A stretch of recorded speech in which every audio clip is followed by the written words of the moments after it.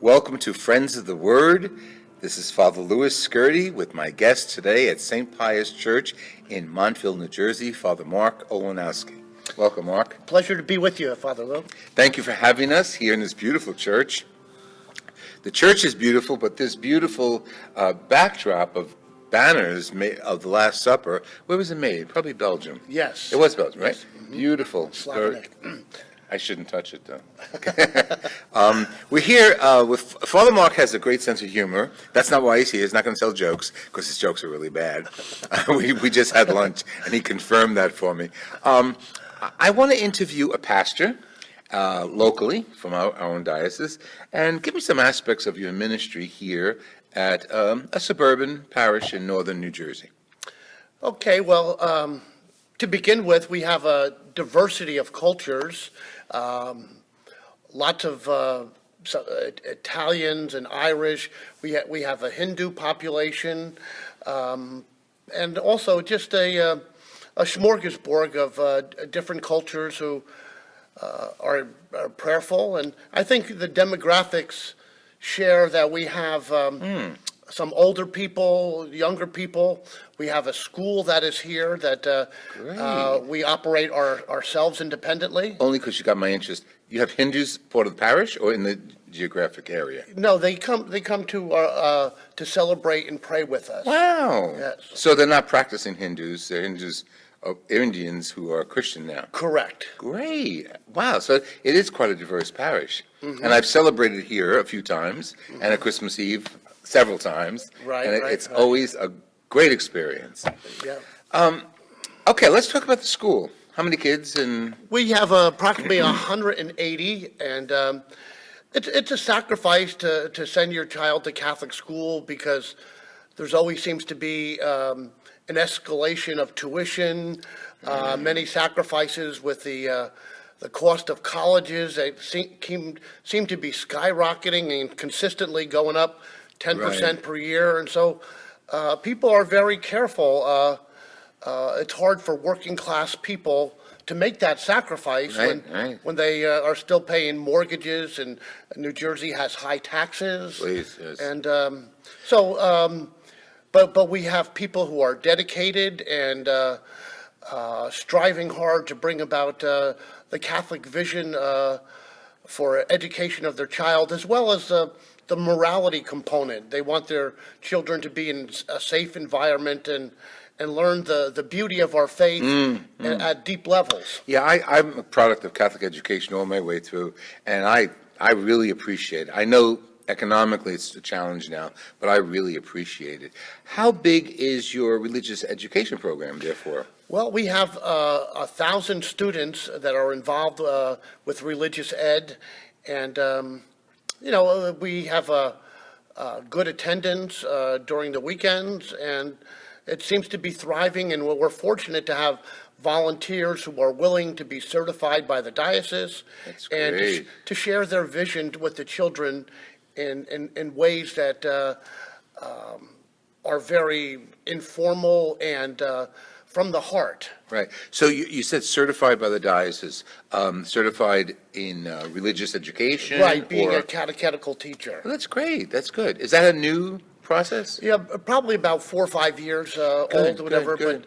But and it's quite a commitment on the part of the teachers. Yes, and how? Okay, you have a large parish plant here. What is one of the outstanding ministries that you have?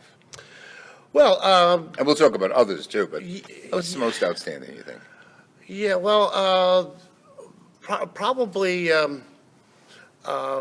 RCIA is very well organized. It's a first-class way to be introduced to all the and- components of the faith. And for our audience, the RCIA, the Rite of Christian Initiation of Adults, and it starts now during the Lenten season. Right. Probably what is outstanding or way above average to other parishes, we have the Knights of Columbus who donate so much of their time and their efforts, and a wonderful group of guys that are constantly helping out with charitable causes, doing wonderful things within the parish, and just share their faith in ways that are I'm very proud of, and it's marvelous to behold. Excellent. That's good, a strong male component within the parish family. Right, That's right. good. I think people have a lot to look up to. I would be remiss if I didn't mention the Rosary Society. Oh, you'd be in trouble. Yes, they would stop praying for me for at least a week. But no, they as well reflect their faith and their dedication by being prayerful people. Great. So there are prayer groups within the parish. Yeah. Rosary Altar is one, and there are others too. Right. During Lent, we have Station to the Cross every Friday. We have an adult education program that we have every Wednesday during Lent and Advent as well. And we also have a Bible study where every week people come and just to learn about a certain aspect of our faith. We're studying Luke and Acts now, and we read that through. Last year we studied Isaiah. And who's the facilitator?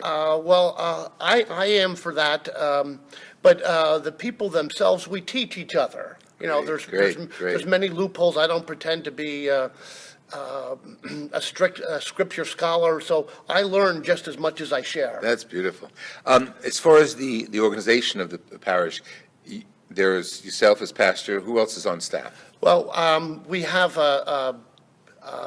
Peter Verbinski. He's a young priest. It's his second year. We have Peter O'Brien. He is our director of religious ed. We have Sister June, who's the principal of our school, Sister June Morrissey, and does a marvelous job.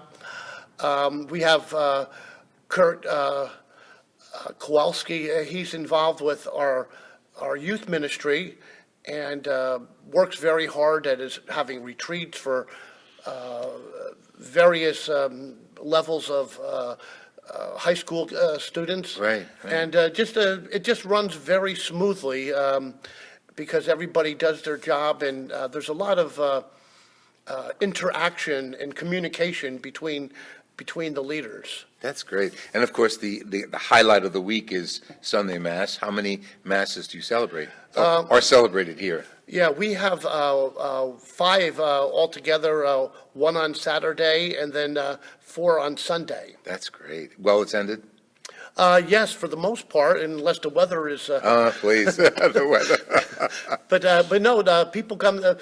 A little bit of a dilemma that we have is we have some people who have homes down at the shore during the summer, and other people like to go to Florida during the winter. So I'm not really sure who's here. So you have a transient parish. Yeah, snowbirds and reverse snowbirds. Right, That's great. But there are the faithful, and I know them a lot by name, Sure, and sure. very, very dedicated people who will come to, like, say, Thanksgiving when there's no obligation. Sure. They'll fill the church, and their faith is delightful to behold. I was impressed on Christmas Eve. You had the Mass in the hall, I guess the school hall. Mm-hmm. Oh, I don't know how many people, several hundred people. And as we walked around before Mass, you were talking to practically everybody. You knew them by name. I was very impressed with that. You practiced that. Well, I think it's a sign of respect for the people that you serve, that Yes. you know their name, and that you try to establish a relationship, and it's just a good discipline to pursue. That's a good point to stop at, because I want to pick that up on our next interview. Your view of ministry, your sociability, your outreach, your view of ministry, not the parish necessarily, Okay. but view, okay? This has been next interview. Is that all right? Okay. You'll be back? Sure. This has been Father Louis Scurti with Father Mark Olenowski. Mark is pastor here at St. Pius Church in Montville, New Jersey. Thank you for joining us. Is there a website that they could go on? If not, I could put it on as a byline later on. Oh, yes, our St. Pius website, very easily www. St. Pius Church, St. Pius X Church. That's great. And you know, it's more than once I've caught people off guard with that. The president of the university, I said to her, "Could you give us the website?" She, I'm embarrassed, but we fixed it. We fixed it. It's trying to remember your own cell phone Yeah, number. yeah. Who knows it? Thank you, Mark. This has been Father Louis Scurti with Father Mark Olenowski. Very sociable, very friendly pastor, and we'll be back at another interview. Just check out the byline and the search bar in our Father Scurti's website, www.friendsoftheword.org. God bless you. Thank you.